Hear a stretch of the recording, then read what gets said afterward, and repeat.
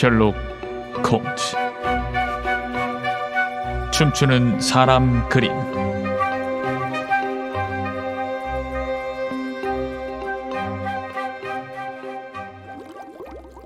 홈즈는 몇 시간 동안 말없이 앉아서 길고 여윈 등을 구부린 채 냄새가 유난히 지독한 화합물이 끓고 있는 실험 용기를 들여다보고 있었다.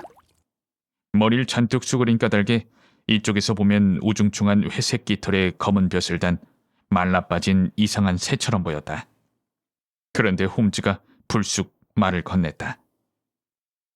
그래서 자넨 남아프리카 채권에 투자할 생각은 없는 거로군. 난 깜짝 놀랐다.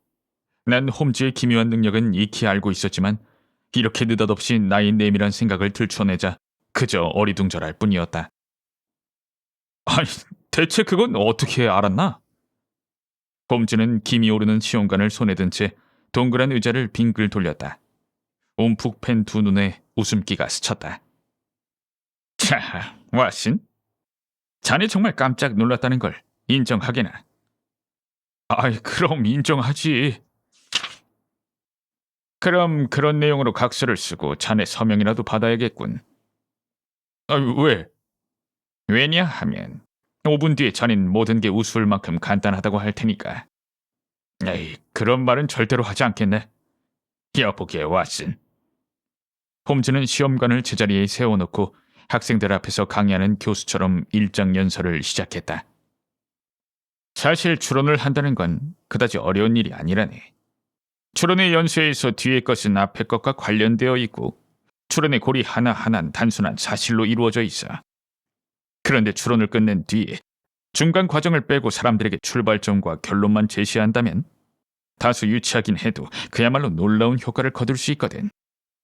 지금도 자네 왼쪽 손에 엄지와 검지 사이에 홈이 팬 걸 보고 난 자네가 얼마 안 되는 재산을 금광에 투자하지 않기로 했다는 걸 확실히 알았네. 아, 그 두 가지 사실이 어떤 관계가 있는지 잘 모르겠군. 그럴 테지. 하지만 내가 그 둘 사이에 밀접한 관련을 보여주지. 중간에 빠진 고리들은 다음과 같은 아주 단순한 사실들일세. 첫째, 자네가 간밤에 클럽에서 돌아왔을 때 왼손 엄지와 검지에 분필가루가 묻어 있었네. 둘째, 자넨 당구를 칠 때 큐대가 미끄러지지 않도록 손가락에 분필가루를 묻히는 습관이 있네.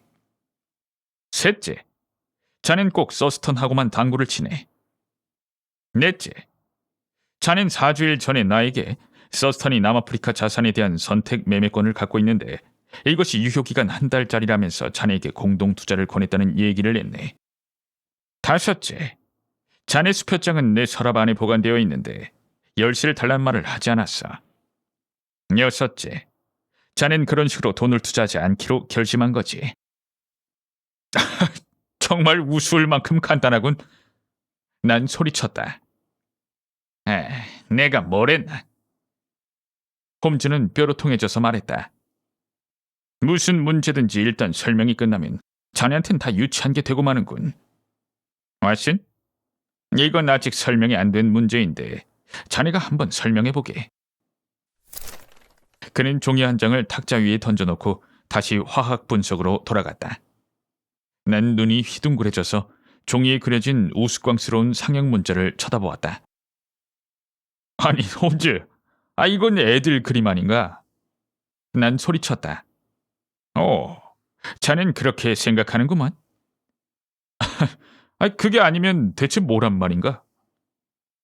노퍽주 라이딩 소프 이영 주간의 힐턴 큐베시가 무척 궁금해하는 게 바로 그 점일세. 그 수수께끼의 그림은 일찌감치 우편으로 배달됐는데 큐비씨는 다음 기차편으로 올라온다고 했네. 초인종에 울리는군. 그 양반이 왔나 보이. 무거운 발소리가 계단을 올라오더니 잠시 후 키가 크고 혈색 좋은 얼굴을 깨끗이 면도한 신사가 방에 들어섰다. 그의 맑은 눈과 붉은 뺨을 보자 베이커가 이 안교와는 거리가 먼 곳의 삶을 충분히 짐작할 수 있었다. 신사는 강렬하고 신선하고 상쾌한 동부 해안의 공기를 몰고 온 듯했다. 그는 우리와 차례로 악수를 나누고 의자에 앉으려다가 내가 방금 전에 살펴보고 탁자 위에 놓아둔 이상한 기호가 씌어져 있는 종이에 시선을 보냈다. 홈즈 선생, 이것에 대해서 어떻게 생각하십니까? 그는 소리쳤다. 선생께서는 기묘한 수수께끼를 좋아하신다던데 이보다 더 이상한 것은 보지 못하셨을 겁니다. 난 선생에게 미리 연구할 시간을 드리기 위해서 이 그림을 먼저 보내드렸죠. 꽤 재밌는 작품 같군요. 언뜻 보면 애들 장난처럼 보이기도 하지만 말이에요. 우스꽝스럽게 생긴 꼬마 인간들이 여럿이 모여 춤추는 그림이죠. 그런데 이렇게 괴상한 그림에 의미를 부여하는 이유가 뭡니까? 홈즈 선생님, 내가 이 그림에 무슨 의미가 있다고 생각하는 건 아닙니다. 하지만 아낸 다릅니다. 아낸 이걸 죽도록 무서워하고 있어요. 말은 안 하지만 눈을 보면 얼마나 겁에 질려 있는지 알 수 있죠. 내가 이 문제를 철저히 파헤치려고 하는 이유가 바로 그겁니다. 홈즈는 종이를 들고 햇빛에 비춰보았다. 그것은 공책에서 찢어낸 종이였다. 그림은 연필로 그렸는데 다음과 같았다. 홈즈는 그림을 한참 들여다보다가 조심스럽게 접어서 지갑 속에 간수했다. 이건 대단히 흥미롭고도 드문 사건이 될 것 같습니다. 힐턴 큐벳 씨, 자세한 얘기를 이미 편지에 쓰시긴 했지만 내 친구 왓슨 박사를 위해서 다시 한번 말씀해 주시면 감사하겠습니다. 난 이야기를 조리 있게 잘하는 사람이 아닙니다. 손님은 큼직하고 투박한 손을 불안하게 잡았다 놓았다 하며 말했다. 뭐든지 이해가 잘 안 가는 점이 있으면 서슴지 말고 물어봐 주십시오. 먼저 작년에 결혼한 일부터 얘기해야 하겠지만 그 전에 밝혀두고 싶은 것이 있습니다. 난 큰 부자는 아니지만 우리 집안은 5세기 동안이나 라이딩 소프에서 살았고 노폭주에서 우리 집보다 더 유명한 가문은 없습니다. 작년에 난 여왕족이 60년제에 참석하려고 런던에 올라왔다가 러셀 광장의 어느 하숙집에 머물렀습니다. 그것은 우리 교구의 파컴 목사가 그 집에 숙소를 정했기 때문이었죠. 그 집엔 엘시 패트릭이라는 젊은 미국인 숙녀가 와 있었습니다. 우린 어찌어찌해서 친구가 되었고 한 달 만에 난 그녀를 열렬히 사랑하게 되었습니다. 우린 등기소에서 조용히 결혼식을 올리고 부부가 되어 노폭으로 돌아왔죠. 홈즈 선생. 선생은 유서 깊은 가문의 자제가 여자의 과거나 집안 내력에 대해서 아무것도 모른 채 그런 식으로 결혼한 것을 미친 짓이라고 생각할 겁니다. 하지만 내 아내를 만나보면 이해하실 겁니다. 엘시는 그 점에 대해 아주 솔직했습니다. 또 아내가 그런 결혼에 대해 재고할 기회를 주지 않은 것도 아니었죠. 그녀는 이렇게 말했습니다. 난 아주 불쾌한 사람들을 알고 있어요. 그 사람들을 다 잊고 싶어요. 과거는 생각할수록 고통스럽기 때문에 입에 올리고 싶지도 않아요. 힐턴, 당신이 나를 데려간다면 당신은 부끄러울 것 하나 없는 여자를 데려가는 거예요. 하지만 내 말을 믿고 내가 당신의 여자가 되기 전까지 있었던 일에 대해선 아무것도 묻지 말아야 해요. 만약 이 조건을 받아들이기 힘들다면 그냥 노폭으로 돌아가세요. 난 당신을 만나기 전처럼 혼자서 외롭게 살아가겠어요. 결혼식 바로 전날 엘시는 내게 이런 말을 했습니다. 난 엘시에게 기꺼이 그런 조건으로 당신을 데려가겠노라고 했죠. 그리고 내 입으로 한 약속을 충실히 지켰습니다. 우린 지금 결혼한 지 1년 됐는데 그동안 아주 행복했습니다. 하지만 한 달 전인 6월 말 최초의 이상 징후가 나타났죠. 어느 날 아내 앞으로 미국에서 편지 한 통이 배달되어 왔습니다. 겉봉에 미국 소인이 찍힌 걸 내 눈으로 똑똑히 봤죠. 아낸 죽은 사람처럼 창백한 얼굴로 편지를 읽더니 불 속에 그냥 던져버리더군요. 아낸 그 편지에 대해 이런 반구도 하지 않았고 나도 가만히 있었습니다. 약속은 약속이니까요. 하지만 그 순간부터 아낸 단 한시도 마음의 평안을 누리지 못했습니다. 아내의 얼굴엔 두려움이 가시지 않았죠. 항상 뭔가를 기다리고 있는 듯한 그런 얼굴을 하고 있었습니다. 아내가 나를 믿어주면 얼마나 좋겠습니까? 그럼 나만한 친구가 없다는 걸 잘 알게 될 것입니다. 하지만 아내가 말을 꺼내기 전까진 아무 말도 먼저 할 수가 없습니다. 홈즈 선생, 내 아내가 진실한 여자라는 사실을 알아주십시오. 과거에 어떤 일이 있었던 그것은 절대로 아내의 잘못이 아닙니다. 난 그저 노폭의 일개 지주일 뿐이지만 이 나라에서 가문의 영예를 나보다 더 소중히 여기는 사람은 없을 겁니다. 아낸 나와 결혼하기 전부터 그 사실을 잘 알고 있었죠. 아낸 절대로 우리 가문에 오점을 남길 사람이 아닙니다. 그건 분명합니다. 자, 그럼 이제부터 아주 이상한 얘기가 나옵니다. 일주일 전이었습니다. 지난주 화요일이었죠. 난 누가 어느 창틀에다 여기 이것과 같은 우습게 생긴 춤추는 사람 그림을 그려놓은 걸 발견했습니다. 분필로 아무렇게나 그린 그림이었죠. 필시 마구간 아인 녀석의 소행일 거라고 생각했지만 녀석은 자긴 전혀 모르는 일이라고 잡아대더군요. 어쨌든 그림이 그려진 것은 밤 사이의 일이었습니다. 난 그걸 물로 씻어내라고 이르고 아내한텐 나중에 그런 일이 있었다는 얘기만 해줬죠. 그런데 의외로 아내는 아주 심각해지더니 앞으로 그런 게 있으면 자기한테 꼭 보여달라고 부탁하더군요. 일주일 동안 아무 일도 없었습니다. 그런데 어제 아침 정원의 해시계 위에서 이 그림이 또 발견되었죠. 이걸 엘씨에게 보여주자 아내는 기절했습니다. 그 다음부터 아내는 꿈을 꾸는 것 같기도 했고 반쯤 정신이 나간 것 같기도 했는데 두 눈에선 잠시도 공포의 빛이 가시지 않았습니다. 홈즈 선생, 그래서 내가 이 편지를 써서 이 그림과 같이 여기로 붙인 겁니다. 이건 경찰에 신고할 만한 일이 아니었죠. 경찰은 필시 코웃음을 쳤을 겁니다. 하지만 선생께서는 내가 어떻게 해야 하는지 가르쳐 주실 테지요. 난 부자는 아니지만 가엾은 내 여자가 위험에 처해 있는 게 사실이라면 마지막 한 푼이라도 털어서 아내를 지켜줄 작정입니다. 잉글랜드 동부의 오래된 땅에서 온 사는 썩 괜찮은 사람이었다. 성실해 보이는 커다란 푸른 눈에 달덩이같이 훤한 얼굴, 태도는 단순하고 솔직하고 부드러웠으며 얼굴은 아내에 대한 신뢰와 사랑으로 빛났다. 홈즈는 최대한 집중해서 신사의 이야기를 경청하더니 말없이 생각에 잠겼다. 그가 마침내 입을 열었다. 큐비 씨, 가장 좋은 건 부인한테 간곡히 말해서 사정이 어떻게 된 건지 들어보는 게 아닐까요? 힐턴 큐빗은 무겁게 고개를 저었다. 홈즈 선생, 약속은 약속입니다. 엘씨가 나한테 말하고 싶으면 얘기할 겁니다. 내가 비밀을 말해달라고 먼저 조르진 않겠습니다. 하지만 남편으로서 할 일을 하는 것은 정당합니다. 난 그렇게 하겠습니다. 그러면 저도 전력을 다해 돕겠습니다. 먼저 주변에서 낯선 사람이 나타났다는 얘기를 들은 적이 있으십니까? 아니요. 거긴 대단히 조용한 고장일 것 같은데 낯선 얼굴이 보이면 당연히 소문이 나겠죠? 그 근처라면 그럴 겁니다. 하지만 거기서 별로 멀지 않은 곳에 작은 해수욕장이 몇 군데 있습니다. 그곳 농부들은 숙박객을 받죠. 이 상형 문자엔 분명히 어떤 뜻이 있습니다. 만약 그것이 전적으로 의미적인 것이라면 이걸 해독하는 것은 불가능할 겁니다. 하지만 반대로 이것에 어떤 체계가 있다면 틀림없이 그 의미를 알아낼 수 있을 겁니다. 그러나 이 그림은 너무 짧아서 이것만 가지고는 아무것도 할 수 없고 또 큐비 씨가 들려준 얘기도 너무 막연해서 조사의 근거는 부족합니다. 이제 노폭으로 돌아가면 경계를 늦추지 마시고 춤추는 사람 그림이 다시 나타나면 정확하게 베껴놓으시기 바랍니다. 지난번에 창틀에 그려졌다는 사람 그림을 그냥 씻어버린 건 정말 안타깝군요.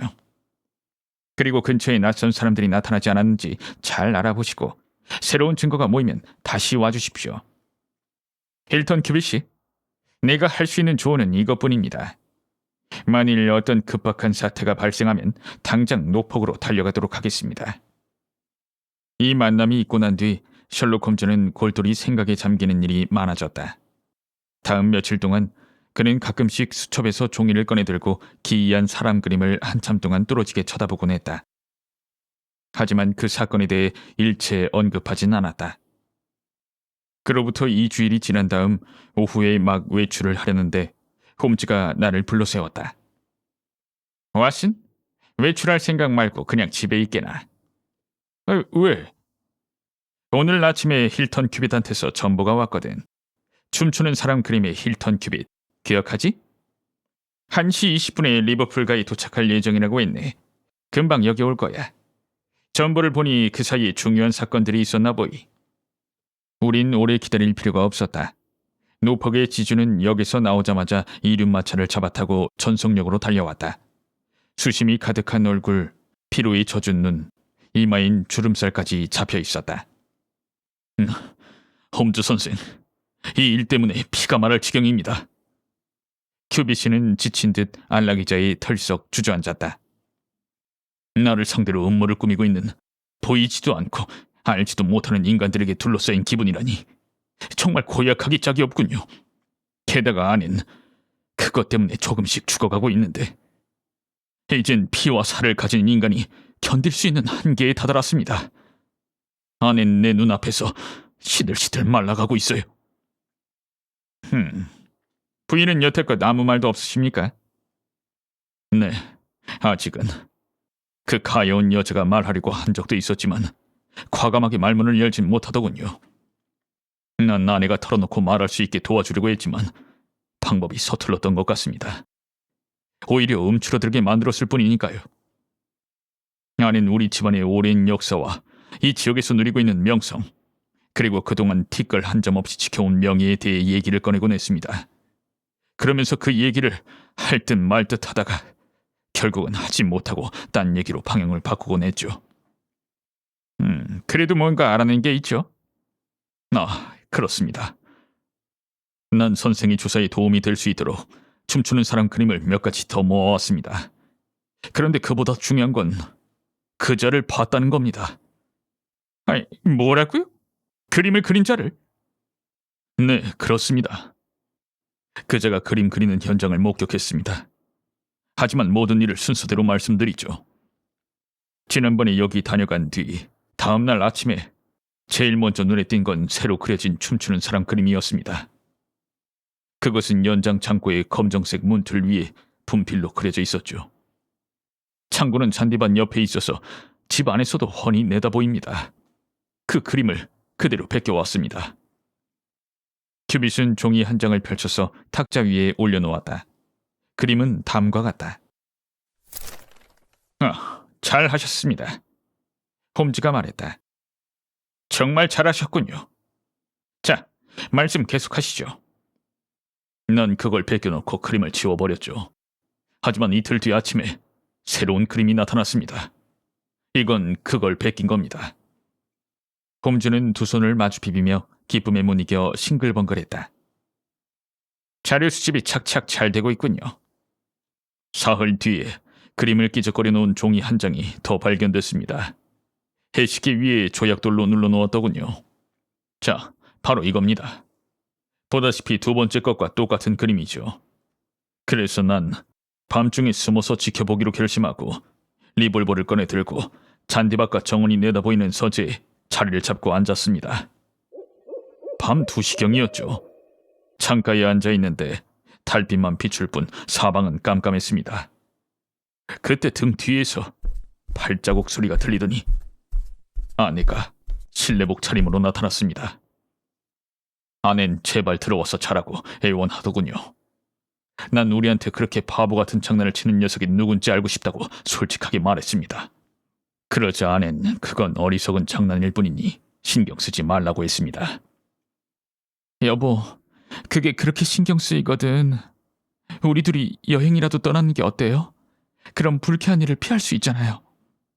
아니, 어리석은 장난꾼 때문에 내 집에서 도망친다는 거요? 세상 사람들이 알면 우릴 비웃을 거요. 어서 가서 자요. 그 문제는 아침에 얘기하기로 하고요.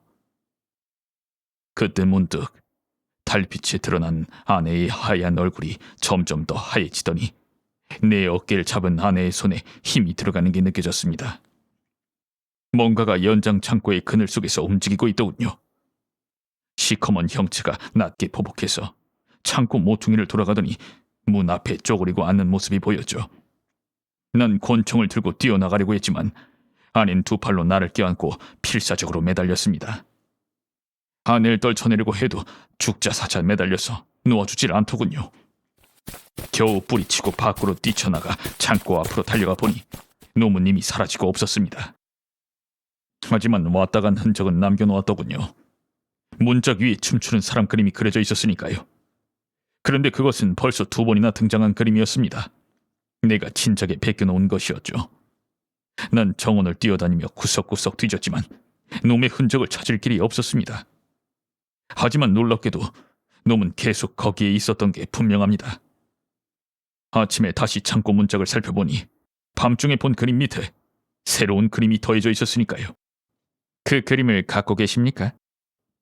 예, 아주 짧지만 베껴놓았죠. 바로 이겁니다. 큐빗은 다시 종이 한 장을 꺼냈다. 그것은 새로운 춤이었는데 다음과 같았다. 잠깐만. 홈즈가 말했는데 눈빛을 보니 몹시 흥분한 듯했다. 이걸 처음 그림에 붙여서 그려놓았습니까? 아니면 뚝 떨어진 곳에 그려놓았습니까? 아예 다른 판자에 그려놓았더군요. 좋습니다. 우리의 목적을 향해 가는데 가장 중요한 것이 바로 그겁니다. 희망이 보이는군요. 자, 힐턴 큐빗씨, 어서 그 흥미로운 진술을 계속해 주십시오. 홈즈 선생, 그날 밤 아내가 나를 붙잡고 늘어진 것 때문에 화가 났다는 걸 빼면 더 이상 할 얘기가 없습니다. 아내가 붙잡지만 않았어도 난 그때 요리조리 잘도 피해 다니는 그 악당 녀석을 잡을 수 있었습니다. 아닌 내가 다칠까봐 두려웠다고 하더군요. 하지만 그 말을 듣자 아내가 정말로 걱정한 것은 내가 아니라 그 녀석일지도 모른다는 생각이 순간적으로 뇌리를 스쳤습니다. 왜냐하면 아낸 그자의 정체뿐 아니라 그 야릇한 그림 신호의 의미도 알고 있는 게 분명했으니까요. 하지만 홈즈 선생, 아내의 말투와 눈빛을 보니 의심은 봄눈 녹듯 사라졌습니다. 아낸 진심으로 나를 염려해주고 있었죠. 이상으로 할 말은 끝났습니다. 이제 내가 어떻게 해야 하는지 가르쳐 주시기 바랍니다. 성질대로만 하자면야, 농장 애들 대여섯을 숲을 속에 숨겨놓았다가 그 녀석이 다시 나타나면 흠씬 두들겨 패주고 싶습니다. 그럼 앞으로는 조용해질 테니까요. 이 사건은 너무 복잡해서 그렇게 단순하게 해결될 것 같진 않군요. 홈즈는 말했다. 런던에 얼마나 머물 수 있습니까? 난 오늘 안으로 가봐야 합니다. 무슨 일이 있어도 아내를 밤에 혼자 놔두지 않을 겁니다. 아닌 지금 무척 예민해져 있어요. 아까도 나한테 오늘 꼭 돌아오라고 신신당부하더군요. 옳으신 말씀입니다. 하지만 큐빗씨가 여기 머물 수 있다면 하루 이틀 안으로 같이 내려갈 수 있을 텐데요. 그림은 여기 맡겨놓고 가십시오. 그러면 조만간 덱을 찾아뵙고 사건에 대해 설명드릴 수 있을 것 같습니다. 셜록 홈즈는 손님이 돌아갈 때까지 전문가다운 침착한 태도를 잃지 않았다. 하지만 난 누구보다 친구를 잘 알고 있는 까닭에 그가 무척 흥분했다는 걸 눈치챘다. 힐턴 큐빗의 넓은 등이 문 밖으로 사라진 순간 동지는 쏜살같이 책상 앞으로 달려가더니 춤추는 그림이 그려진 종이를 몽땅 펼쳐놓고 복잡하고 정교한 계산에 돌입했다. 난 2시간 동안 그가 여러 장의 종이에 그림과 문자를 가득히 그려넣는 것을 지켜보았다. 그는 일에 몰입한 나머지 나의 존재조차 망각한 것이 분명했다. 작업은 조금씩 진척되었다. 그는 이따금씩 성과가 있을 때는 휘파람을 부는가 하면 노래를 흥얼거렸다. 또 가끔 난관에 봉착했을 때는 이맛살을 찌푸리고 멍한 눈으로 한동안 우두커니 앉아있기도 했다. 마침내 그는 환호성을 지르며 벌떡 일어서더니 2손을 마주 비비며 방안을 오락가락했다. 그리고 전보용지에 긴 전문을 썼다. 왓슨, 내가 예상한 대로 답장이 오면 자넨 사건 기록부에 대단히 멋진 사건 하나를 더 보탤 수 있게 될 걸세. 우린 내일쯤 노폭에 내려가서 그 양반한테 이 골치 아픈 사건의 경위에 대해서 아주 구체적인 정보를 전해줄 수 있을 걸세. 솔직히 말해서 나는 무척 궁금했지만 홈즈는 자신이 원하는 때에 원하는 방식으로 조사 결과를 발표하는 걸 즐긴다는 걸 알고 있었으므로 그가 말해줄 때까지 기다리기로 했다. 하지만 회신이 늦어지는 바람에 초조한 기다림의 시간이 이틀이 흘러갔다. 그동안 홈즈는 초인종 울리는 소리만 들리면 귀를 바짝 곤두세우곤 했다. 이틀째 되는 날 저녁에 힐턴 큐빗에게서 편지 한 통이 왔다. 다른 일은 없었지만 아침에 해시계 받침대 위에서 긴 그림이 발견되었다는 것이다. 그는 그림을 베낀 종이를 동봉했는데 그것은 다음과 같다. 홈즈는 이 기괴한 그림띠를 한참 내려다보더니 불현듯 놀람과 당황이 뒤섞인 목소리로 고함을 지르며 벌떡 일어섰다. 얼굴엔 근심스러운 기색이 역력했다. 더 이상 방관하고 있을 수 없네. 지금 노스 월쇼맨 기차가 있나? 난 기차 시간표를 들춰보았다. 이미 마지막 기차가 출발한 다음이었다. 그럼 내일 새벽같이 일어나서 식사를 하고 첫 기차를 타러 가세. 우리가 급히 가야 할 필요가 생겼어. 기다리던 해외 정보가 도착했군. 허드슨 부인, 잠깐만요. 답신을 해야 할지도 모르니까요. 됐습니다. 내가 예상했던 그대로군. 여보게, 힐턴 큐빗에게 지체 없이 상황을 알려줘야 할 필요가 더욱 강해졌어. 노폭의 순박한 지주가 위험하기 짝이 없는 그물에 걸렸어. 그것은 정말이었다. 내 눈엔 그저 유치하고 기괴해 보이기만 했던 사건은 결국 어두운 종말을 향해 치닫게 되었는데, 그때 일을 얘기하려니 당시의 놀람과 전율이 생생하게 되살아난다. 독자들에게 좀 더 밝은 결말을 전해줄 수 있다면 얼마나 좋으랴.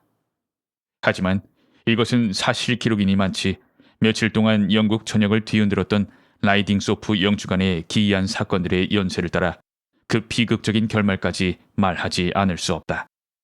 우리가 노스 월숍역에서 바삐 내려 행선지를 말하자 역장이 허둥지둥 이쪽으로 다가와서 말했다. 런던에서 오신 형사님들인가 봅니다만. 홈즈의 얼굴에 고통스러운 빛이 지나갔다. 왜 그렇게 생각하십니까? 이 노리치 마틴 경위가 방금 지나갔으니까요. 아니, 혹시 의사분들이십니까? 큐빗 부인은 아직 살아있다고 하던데 지금은 어떤지 모르겠습니다. 두 분께서 달려가면 부인의 생명을 구할 수 있을지도 몰라요. 물론 살아나봤자 교수대로 직행하겠지만 말입니다. 홈즈의 이마가 근심으로 그늘졌다. 우린 라이딩 소프 영주관으로 갈 겁니다. 하지만 거기에서 일어난 일에 대해선 전혀 모릅니다. 끔찍한 사건이 일어났죠. 역장은 말했다. 힐턴 큐빗 씨 부부가 총에 맞았습니다. 하인들 말로는 부인이 남편을 쏘고 자살했답니다. 큐빗 씨는 죽고 부인은 가망 없다고 하더군요. 노폭주에서 제일 가는 유서 깊은 명문가건만. 홈즈는 아무 말 없이 마차를 향해 달려갔고 긴 11km를 달려가는 동안 한 번도 입을 떼지 않았다. 그렇게 낙심하는 건 좀처럼 드문 일이었다. 런던에서 기차로 오는 동안에도 그는 내내 좌불안석이었고 불안한 얼굴로 조간신문을 이것저것 열심히 뒤적거렸다. 그러나 최악의 염려가 갑자기 현실로 드러나자 멍한 우울증에 빠졌다. 그는 좌석에 몸을 파묻고 침울하게 생각에 골몰했다. 하지만 영국의 어느 시골 지역 못지않게 독특한 전원을 마차로 달리는 동안 도로변엔 흥미를 끄는 것들이 많았다. 띄엄띄엄 서 있는 농가주택은 오늘날의 인구 분포를 나타냈지만 가는 곳마다 질펀한 녹색 평원에서 솟아오른 사각탑의 거창한 교회 건물은 옛 이스트 앵글리아의 영광과 번영을 말해주었다. 노폭의 녹색 해안선 너머로 북해의 보랏빛 해수면이 모습을 드러냈고 마부는 채찍을 들어 작은 숲 위로 고개를 내민 벽돌과 목재로 건축한 오래된 박공 지붕 두 개를 가리켜 보였다. 마부가 말했다. 저기가 라이딩 소프 영주관 입죠. 마차가 주랑 현관을 향해 올라가는 동안 잔디를 깐 테니스장 옆으로 우리가 그토록 기이한 인연을 맺은 검정색 연장 창고와 받침대가 달린 해시계가 시야에 들어왔다. 말쑥하게 차린 작은 사내가 막 높다란 경장 이륜마차에서 내리고 있었다. 콧수염을 밀랍으로 굳힌 기민한 사내는 자신을 노폭 경찰대의 마틴 경이라고 소개했는데 내 친구의 이름을 듣더니 놀라움을 감추지 못했다. 아니, 홈즈 선생님, 사건이 발생한 건 겨우 오늘 새벽 3시였습니다. 그런데 어떻게 벌써 런던에서 그 소식을 듣고 저와 같은 시각에 현장에 출동하신 겁니까? 난 이런 일이 생길 거라고 예측했어. 사건을 막아볼 생각으로 온 거예요. 그렇다면 우리가 모르는 중요한 증거를 갖고 계시겠군요. 사람들 말론 큐빗 부부가 아주 금술이 좋았다고 하니까요. 나한테 있는 증거라곤 춤추는 사람 그림뿐이요. 그 부분은 나중에 설명해 드리리다. 그런데 너무 늦게 오는 바람에 이런 비극을 막지 못했으니 정의를 세우기 위해 내가 가진 모든 지식을 다 활용하고 싶소. 경위는 나와 공동으로 수사하겠소. 아니면 내가 독자적으로 활동하기를 원하시오? 홈즈 선생님, 선생님과 같이 행동할 수만 있다면 저로선 큰 영광이죠. 경위는 정색을 하고 말했다. 그렇다면 불필요하게 시간을 낭비하지 말고 증언을 청취하고 현장을 살펴보는 게 좋겠소. 마틴 경위는 분별 있는 사람인지라 내 친구가 자기 방식대로 조사하기 놔두고 자신은 조심스럽게 그 결과를 기록하는 데 만족했다. 머리털이 허옇게 센 늙은 외과 의사가 힐턴 큐빗 부인의 방에서 나오더니 부인이 중상을 입긴 했지만 생명이 위독할 정도는 아니라고 보고했다. 그는 총알이 이마를 뚫고 들어갔는데 의식을 되찾는 데는 상당한 시간이 걸릴 거라고 했다. 의사는 부인이 총을 맞았는지 아니면 쏘았는지의 문제에 대해서는 섣불리 견해를 밝히려 들지 않았다. 총탄은 아주 근거리에서 발사된 것이 분명했다. 방에서 발견된 권총은 하나뿐이었고 탄창 2개가 비어 있었다. 힐턴 큐빗씨는 심장에 총을 맞았다. 남편이 부인을 쏜 다음에 자신을 쏘았다고 볼 수도 있고 그 반대의 경우도 가능했다. 리볼버가 두 사람의 중간쯤에 떨어져 있었던 것이다. 큐빗씨를 옮겼습니까? 홈즈가 물었다. 우린 부인만 빼고 아무것도 건드리지 않았어. 부인이 부상당한 채 바닥에 쓰러져 있게 놔둘 수는 없었으니까 말이요. 선생은 언제 여기 오셨습니까? 새벽 4시에. 다른 사람은요? 이쪽에 경관이 있었어. 자네 아무것도 손대지 않았지? 예. 정말 잘했네. 자네에게 연락한 사람이 누군가? 하녀 쏜뒀습니다. 맨 먼저 사건 현장에 달려간 사람인가? 예. 요리사 킹 부인과 같이 갔다고 합니다. 두 사람은 지금 어디 있나? 주방에 있는 것 같습니다.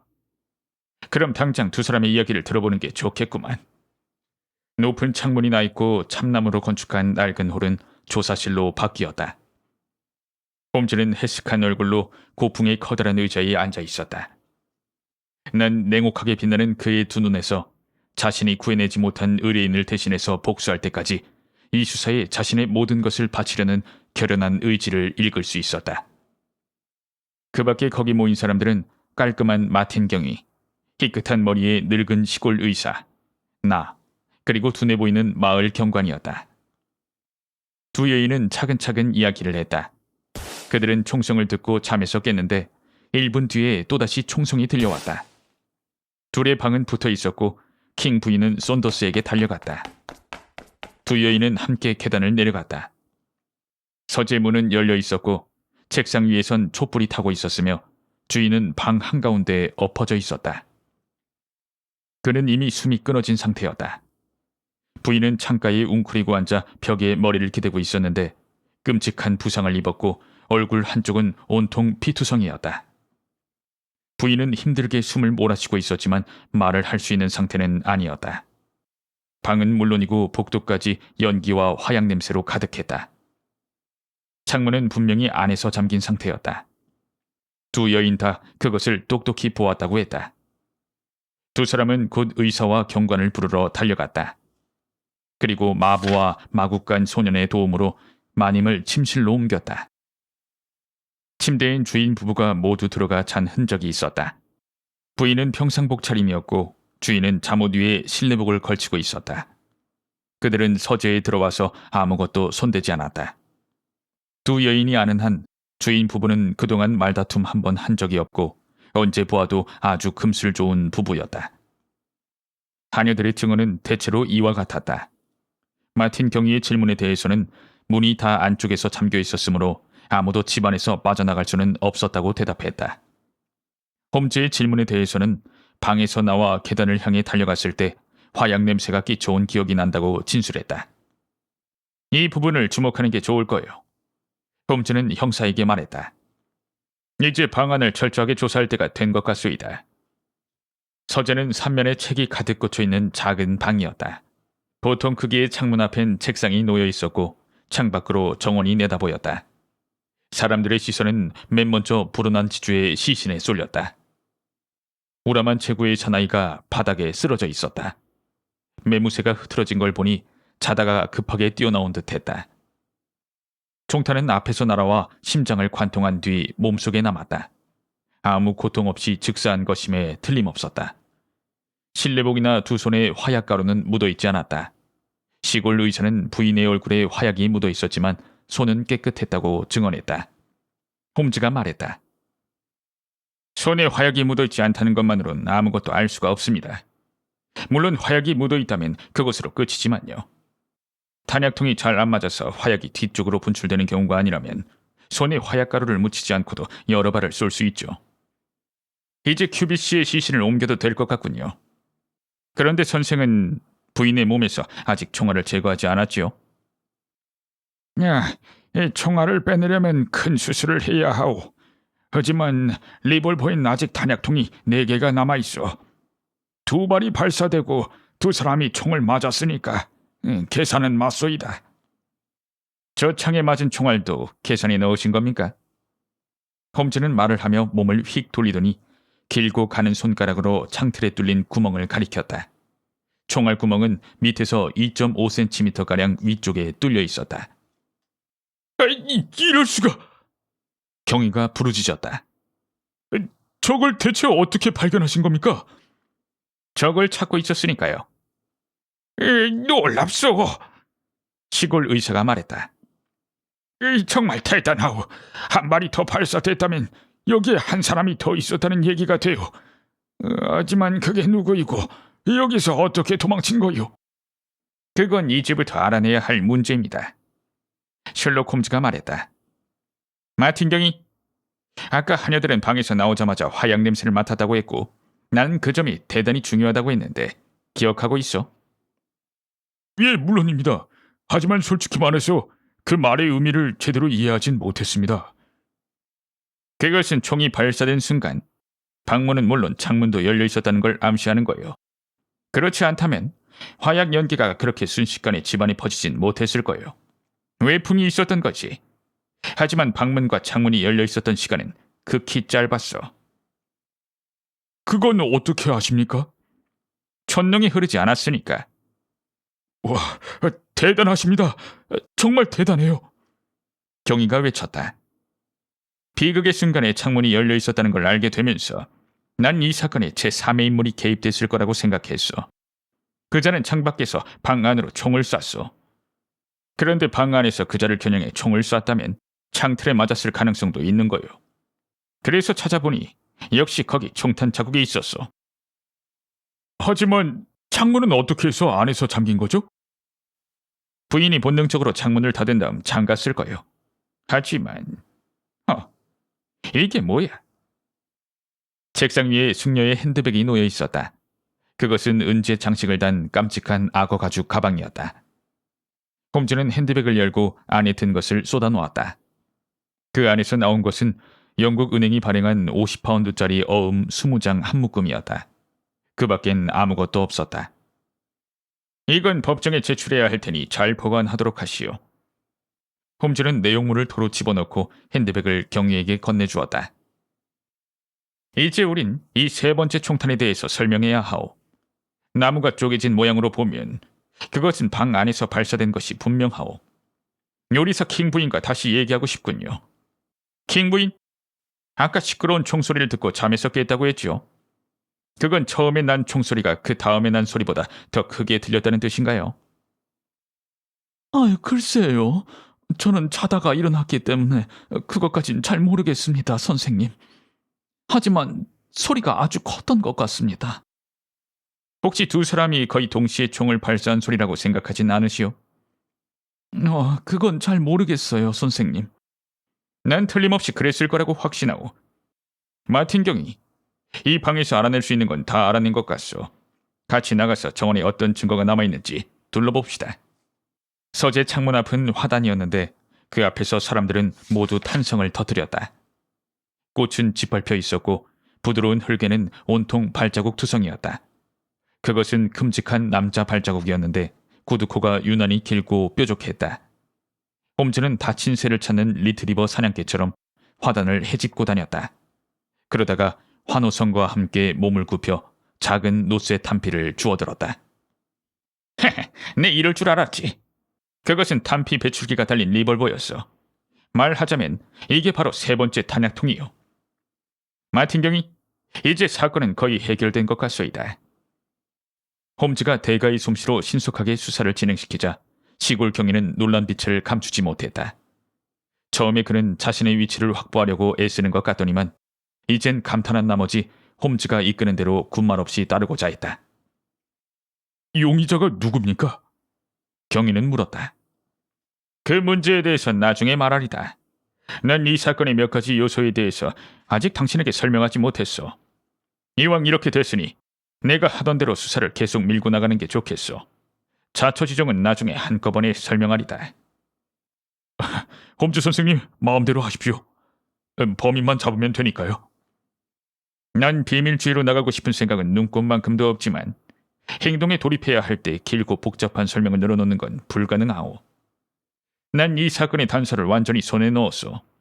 설령 부인이 영영 의식을 회복하지 못한다 해도 우린 간밤에 있었던 사건을 재구성하고 정의를 세울 수 있을 거요.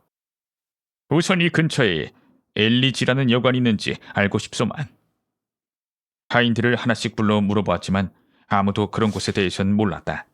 다행히 마국간 소년이 이스트 러스턴 쪽으로 몇 킬로미터 떨어진 곳에 그런 이름의 농부가 살고 있다는 사실을 기억해냈다. 외진 곳에 있는 농장이니? 아주 외딴 곳이에요, 선생님. 그럼 간밤에 여기서 있었던 일에 대해선 아직 소식을 못 들었겠구나. 네, 그럴 거예요, 선생님.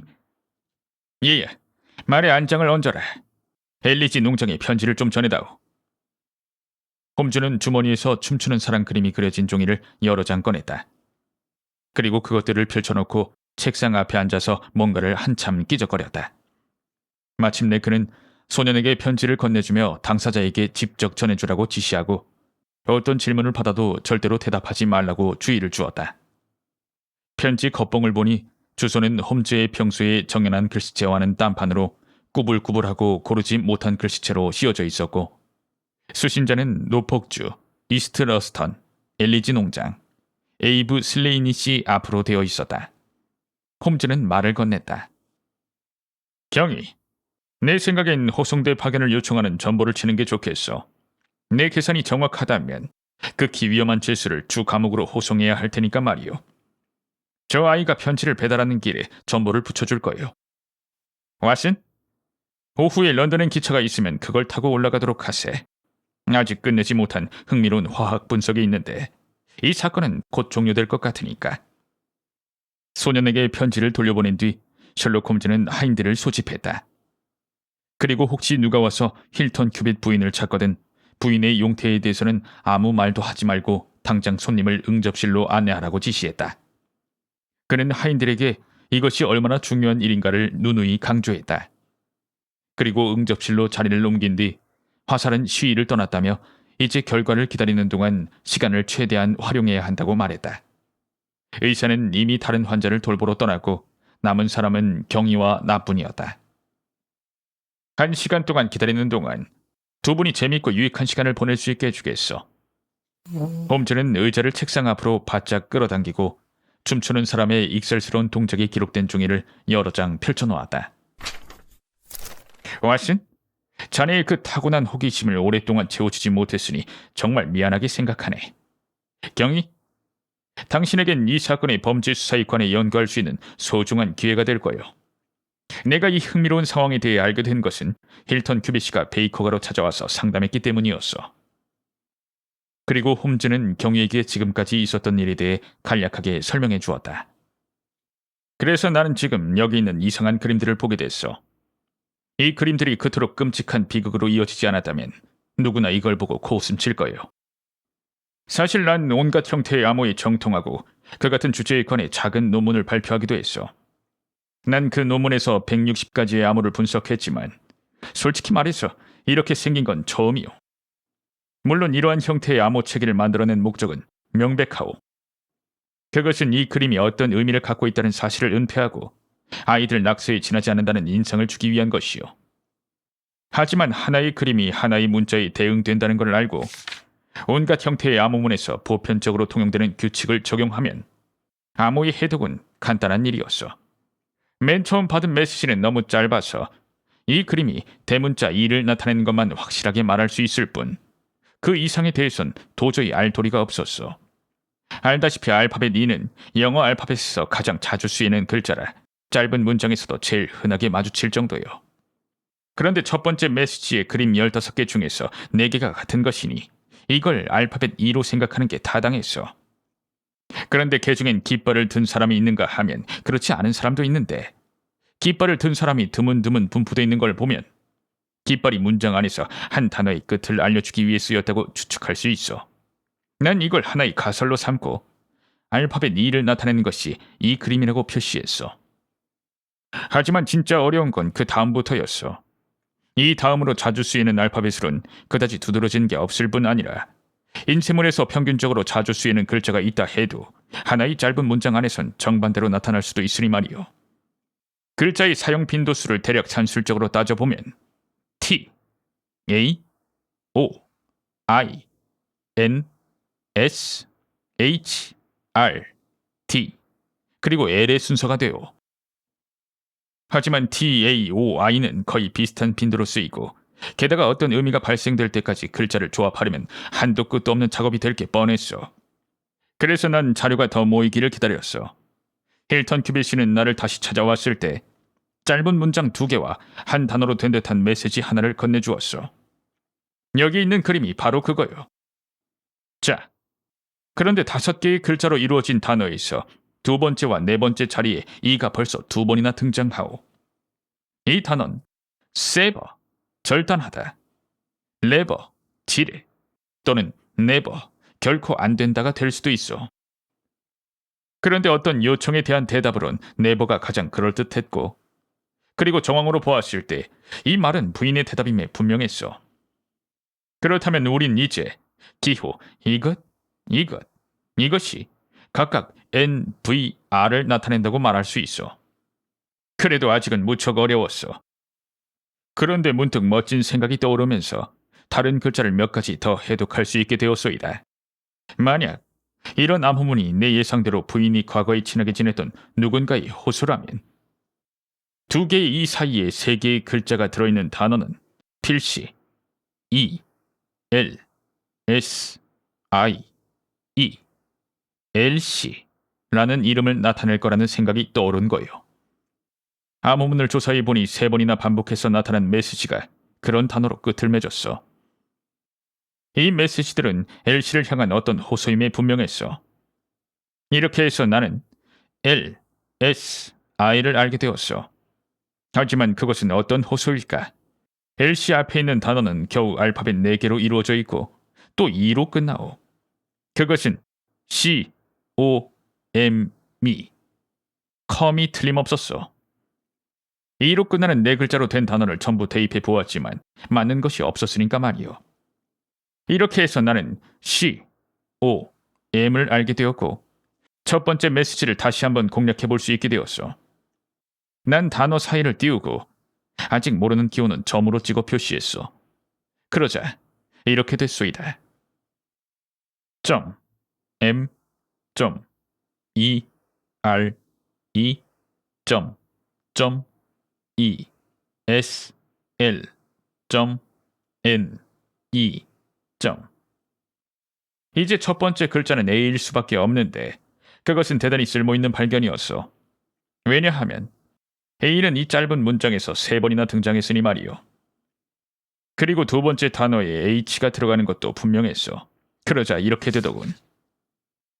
A, M, H, E, R, E, A, 점, E, S, L, A, N, E, 점. 이름 속에 답이 명백한 빈자리를 채워보았어. A, M, H, E, R, E, A, B, E, S, L, A, N, E, Y. 나 여기 있어. 에이브 슬레인이. 난 이제 많은 글자들을 알고 있었기 때문에 2번째 메시지도 자신있게 해독할 수 있었어. A.ELRI.ES. 여기선 빠진 단어 자리에 T와 G를 넣자 의미가 통하게 되었어. at LG. 난 엘리지가 메시지를 보낸 사람이 묵고 있는 집이나 여관 이름이라고 보았어. 마틴 경위와 난 어떤 방법으로 그렇게 명쾌하게 난제를 해결했는가에 대한 내 친구의 시원스러운 설명에 귀 기울였다. 그것은 정말이지 흥미진진한 이야기였다. 그 다음엔 어떻게 하셨습니까? 경위가 물었다. 나한텐 네이브 슬레이니가 미국인이라고 단정할 만한 근거가 충분했소이다. 왜냐하면 에이블은 미국식으로 줄여 부른 이름일 뿐 아니라 미국에서 편지가 날아오면서 모든 문제가 시작됐기 때문이었어. 부인이 자신의 과거에 대해 내비친 얘기나 남편 앞에서 완강히 입을 다무는 태도를 생각해보면 그런 방향으로 생각할 수밖에 없었어. 그래서 난 런던의 범죄에 대해 내게 두어 번 자문을 구한 적이 있는 뉴욕 경찰국의 친구 윌슨 하그리브에게 전보를 쳤어. 난 그에게 에이브 슬레인이라는 자를 알고 있는지 물었어. 그의 대답은 간단했지. 시카고에서 가장 위험한 악당. 그에게 답장이 도착한 바로 그날 저녁에 힐턴 큐비시 슬레이니가 적어놓은 마지막 메시지를 보내왔어. 아는 글자를 대입해보니 다음과 같았어.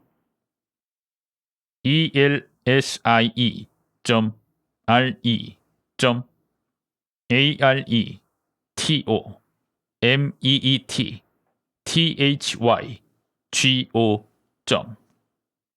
B 두 개와 D 하나를 집어넣자 그 나쁜 놈이 설득에서 협박으로 태도를 바꿨음을 나타내는 메시지가 나타났어. 엘씨, 하늘나라에 갈 준비나 해라. 난 그놈이 시카고의 악당이란 사실을 알고 있었기 때문에 그자가 신속하게 말을 행동에 옮길 거라고 생각했어. 그래서 친구이자 동료인 왓슨 박사와 함께 부랴부랴 노폭으로 달려왔지만 불행히도 한 발 늦었고 이미 최악의 사건이 벌어져 있었어. 사건 수사에서 선생님과 인연을 맺게 된 것이 제겐 큰 행운입니다. 경위는 진심으로 말했다. 하지만 실례가 되더라도 솔직히 말씀드려야겠습니다. 선생님은 책임질 사람이 당신 말고는 아무도 없지만 저는 상부에 보고해야 할 의무가 있습니다. 만일 엘리지 농장에 머물고 있는 에이브 슬레인이란 자가 정말 살인범인데 제가 여기서 죽치고 있다가 그 자를 놓치기라도 하는 날엔 문책을 면할 길이 없을 겁니다. 걱정할 필요 없어. 그 자는 도망치지 않을 거예요. 그걸 어떻게 아십니까? 도망치는 건 죄를 자백하는 거나 마찬가지일 테니까.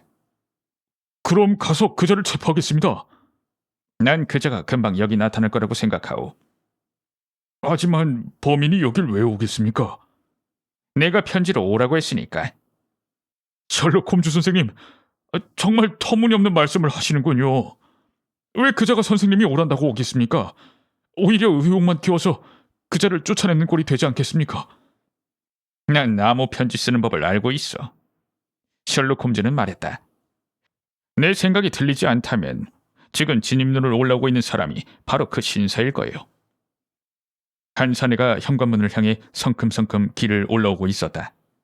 그는 키가 훤칠하고 살결이 거무스레한 미남이었고 회색 플란넬 정장에 파나마 모자를 쓰고 있었다. 뻣뻣한 검은 턱수염에 큼직한 매부리코는 잠옷 사나워 보였고 가느다란 지팡이를 휘두르며 걸었다. 사내는 마치 제 집에 온 것처럼 거들먹거리며 걸어와 자신 있는 태도로 초인종을 눌렀다. 요란한 종소리가 온 집안에 울려 퍼졌다. 홈즈가 침착하게 말했다. 신사 여러분, 우린 문 뒤에 자리 잡는 게 좋겠어. 저런 녀석을 상대할 때는 조심하는 게 최고니까. 경위, 수갑을 준비하시오. 말하는 건 나한테 맡겨두시고. 한 1분가량 우린 숨죽이고 기다렸다. 결코 잊을 수 없는 시간이었다. 문이 열리고 사내가 들어왔다. 홈즈는 번개같이 그의 머리에 권총을 들이밀었고 마틴은 그의 손목에 수갑을 채웠다. 창졸간에 기습당한 사내는 전혀 힘을 쓰지 못했다. 그는 활활 타는 검은 눈으로 우리를 번갈아 노려보았다. 그러더니 비통한 웃음을 터뜨렸다. 신사 여러분, 이번엔 여러분이 한 발 빨랐소이다. 내가 뭔가 대단한 걸 만난 것 같소. 하지만 난 힐턴 큐빅 부인의 편지를 받고 온 거요. 부인이 여기 있는 건 아니겠지? 설마 부인이 나한테 덫을 놓는데 협조한 건 아니겠지? 힐턴 큐빅 부인은 지금 중상을 입고 사경을 헤매고 있다. 사내는 비탄에 잠겨 목신 소리로 부르짖었다. 그의 목소리가 집안에서 쩌렁쩌렁 울렸다. 당신 미쳤군! 그는 사납게 소리쳤다. 다친 것은 엘시가 아니라 남자였어. 누가 내 여자를 다치게 했단 말이냐? 내가 엘시를 협박한 건 사실이었지만 주여 저를 용서하소서. 그녀의 머리카락 하나를 다치지 않았단 말이다. 그 말을 취소해라. 당신 엘시가 다치지 않았다고 말해. 부인은 죽은 남편 곁에서 중상을 입은 채로 발견됐어. 사는 굵은 목소리로 신음하며 긴 의자에 주저앉아 수갑찬 손에 얼굴을 파묻었다. 그는 한 5분간 말이 없었다. 그러더니 다시 고개를 들고 절망으로 차갑게 식은 목소리로 말했다. 신사 여러분, 난 여러분에게 전혀 숨길 것이 없다. 내가 그를 쏜 것은 그가 먼저 발포했기 때문이고, 따라서 그것은 살인이 아니다. 하지만 내가 엘시를 다치게 했다고 생각한다면 당신들은 나나 그녀를 전혀 이해하지 못하는 것이다. 분명히 말해두지만 이 세상에 한 여자에게 나만큼 깊은 사랑을 품은 사내는 없었다. 난 엘시를 가질 권리가 있어. 엘시는 몇 년 전에 나한테 맹세했다. 그런데 그 영국놈이 누구이기에 우리 사이에 끼어든단 말인가? 다시 말하지만 내겐 엘시에 대한 우선권이 있고 난 내 권리를 주장했을 뿐이다. 부인은 너라는 인간의 정체를 알았을 때 마음을 정리했어. 홈즈는 엄격하게 말했다. 부인은 너를 피하기 위해 미국을 떠나왔고 영국에서 존경할 만한 신사를 만나 결혼했다. 그런데 넌 집요하게 부인을 쫓아다니며 부인에게 고통을 안겨줬어. 넌 부인에게 사랑하고 존경하는 남편을 버리고 대신 부인이 두려워하고 증오에 맞지 않던 너 자신과 함께 달아나자고 부인을 설득하려고 했지. 하지만 결국 넌 고귀한 인간을 죽이고 부인을 자살로 몰아갔어. 에이브 슬레이니, 바로 이것이 이 사건에서 네가 저지른 짓이고 넌 법 앞에 책임을 져야 한다. 엘시가 죽는다면 난 어떻게 되든 상관없다. 미국인은 말했다. 그리고 손을 펴서 꼭 쥐고 있던 구겨진 편지를 바라보았다. 자, 이걸 봐라. 사내의 눈에 의혹의 빛이 스쳤다. 혹시 이걸 가지고 나한테 겁을 주려던 것 아닌가? 당신 말대로 엘시가 심하게 다쳤다면 누가 이 편지를 썼단 말이냐? 그는 편지를 탁자 위에 내동댕이 쳤다. 내가 썼지. 널 여기로 유인하려고 말이야.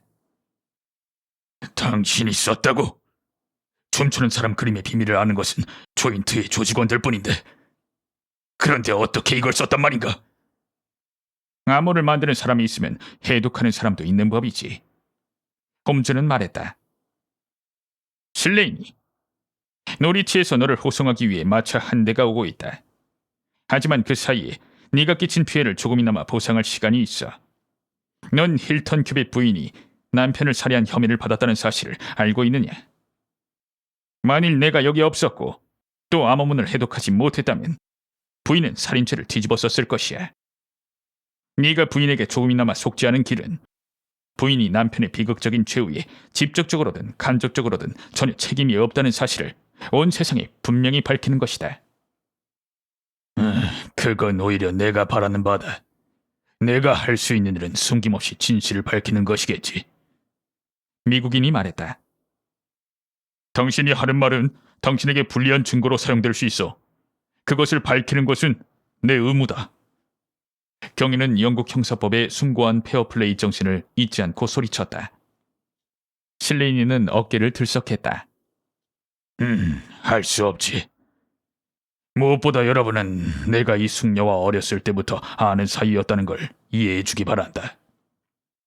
시카고에 조인트라는 7인의 갱단이 있었는데 엘시의 아버지 패트릭이 두목이었지. 우리 두목은 머리가 비상한 사람이었어. 암호 푸는 법을 모르는 사람에겐 그저 어린애 낙서처럼 보일 암호문을 만들어낸 것도 바로 두목이었다. 엘시는 우리가 일하는 방식을 알게 되었지만 조직의 사업을 견디지 못해 제 힘으로 돈을 모아 우리 모두를 따돌리고 런던으로 떠나버렸다. 엘시는 나와 약혼한 사이였는데 내가 다른 직업을 갖고 있었다면 틀림없이 나와 결혼했을 것이다. 하지만 엘시는 옳지 못한 것과는 무조건 담을 쌓으려고 했지. 내가 그녀의 행방을 알게 된 것은 이 영국놈과 결혼한 다음이었어. 난 편지를 썼지만 답장이 없었다. 그래서 할 수 없이 난 영국으로 건너와 여기까지 쫓아와서 엘시가 알아볼 수 있는 메시지를 남겼다. 난 여기 온 지 한 달 됐다. 엘리지 농장의 1층 방을 빌렸기 때문에 아무도 모르게 매일 밤 바깥 출입을 할 수 있었지. 난 엘시를 달래서 데려가려고 가진 애를 다 썼다. 난 그녀가 메시지를 읽고 있다는 사실을 알았지. 한 번은 엘시가 내가 남겨놓은 메시지 아래 답장을 적어놓기도 했으니까. 하지만 난 그러다가 성질에 못 이겨 엘시를 협박하기 시작했어. 그러자 그녀는 내게 편지를 보내서 제발 가달라고, 안 좋은 소문이라도 나서 남편에게 누가 미친다면 마음이 아플 거라고 했지. 그러면서 남편이 잠들어 있는 새벽 3시에 1층 맨 끝에 창가로 나와서 나를 만나겠다면서 그 대신에 자신을 그냥 놔두고 조용히 가달라고 했다. 엘씨는 약속 시간에 그 창가에 나타났는데 돈을 들고 나왔더군. 돈을 줄 테니 제발 가달라는 거였어. 그런 얘기를 듣자 난 머리끝까지 화가 치솟아 그녀의 팔을 잡고 창밖으로 끌어내려고 했다. 그 순간 남편이 리볼버를 들고 뛰쳐나왔지. 엘씨는 바닥에 쓰러졌고 우린 서로를 마주 보았다. 나 또한 무장하고 있었기 때문에 놈에게 겁을 줘서 쫓아버린 다음 돌아가려고 권총을 뽑아들었지. 놈이 발포했지만 빗나갔다. 나도 지지 않고 방아쇠를 당겼고 그는 쓰러졌어. 그래서 정원을 가로질러 도망치는데 뒤에서 창문 닫히는 소리가 들렸다. 신사 여러분, 하늘의 맹세코, 지금까지 한 말인 한치의 거짓도 없다. 그리고 난 아무 소식도 듣지 못하고 있다가 그 아이 녀석이 말을 타고 와서 전해준 편지를 보고 멍청이처럼 여기로 어슬렁거리고 와서 포로가 된 것이다. 미국인이 말하는 동안 마차가 이미 도착했고 정복경관 둘이 방에 앉아 있었다. 마틴 경위는 일어서서 포로의 어깨를 툭 쳤다. 갈 시간이 됐군. 엘씨를 보고 가면 안 될까? 안 돼. 부인은 지금 인사불성 상태에 있어. 홈즈 선생님, 혹시라도 중대한 사건이 또 발생한다면 다시 선생님의 곁에서 일하는 행운을 누릴 수 있기를 바랄 뿐입니다. 우린 창가에 있어서 마차가 떠나는 모습을 지켜보았다. 돌아서는데 미국인 사내가 탁자 위에 던져준 꼬깃꼬깃한 종이가 보였다. 그것은 홈즈가 그를 유인하기 위해 보낸 편지였다.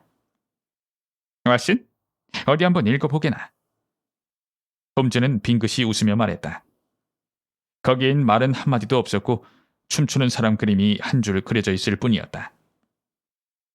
내가 설명해준 대로 암호를 풀면 이건 그저 come here at once, 여기로 곧장 올 것이라는 의미임을 알 걸세. 난 그가 절대로 이 초대를 거절하지 않을 거라고 확신했어. 왜냐하면 그는 이런 편지를 쓸 수 있는 사람은 부인밖에 없을 거라고 생각했을 테니까. 그러니 여보게나, 우린 여태까지 주로 악행에 이용된 춤추는 사람을 선행에 동원한 걸세. 이렇게 해서 난 자네의 기록에 뭔가 독특한 사건을 보태주겠다는 약속을 지킨 것 같군. 3시 40분에 런던엔 기차가 있네. 저녁 식사 시간에 맞춰 베이커가로 돌아갈 수 있을 것 같구만. 이야기를 마치기 전에 하나 더. 미국인 에이브 슬리니는 노리치의 동계 순회 재판에서 사형을 선고받았으나 정상 참작의 여지가 있고 힐턴 큐빗이 먼저 발포한 사실이 인정되어 징역형으로 감형되었다. 힐턴 큐빗 부인에 대해서는 건강을 완전히 회복한 뒤에 빈민 구제와 남편의 영재를 관리하는 일에만 몰두하면서 여전히 홀몸으로 지내고 있다는 소식을 들었을 뿐이다.